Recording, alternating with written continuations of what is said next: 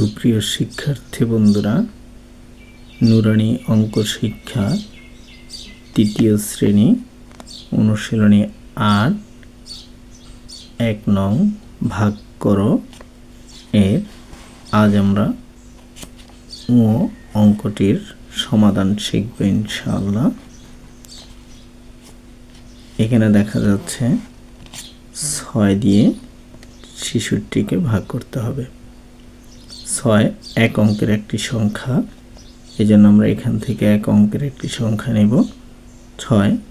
৬ দিয়ে ৬কে ভাগ করলে একবার হয়, ৬কে ৬। এই ৬ থেকে ৬ বিয়োগ করলে কিছু থাকে না, এই জন্য এই ৬ আমরা এখানে নামাবো।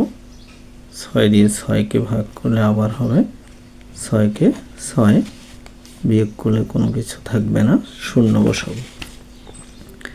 আমরা আমাদের এই অঙ্কটির কাঙ্ক্ষিত ফলাফল পেয়ে গেলাম। উত্তর লিখব, উত্তর ভাগফল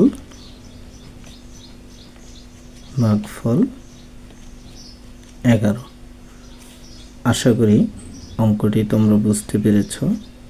যদি এই অঙ্কটি বুঝতে তোমাদের কোনো সমস্যা হয় তাহলে আমাকে অবশ্যই কমেন্ট করে জানাবে।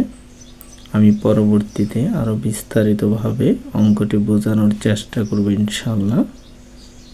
আমাদের চ্যানেলটি সাবস্ক্রাইব করে রাখবে।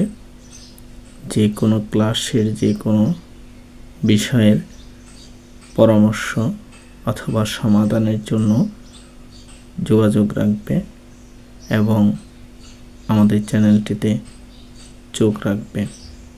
ইনশাআল্লাহ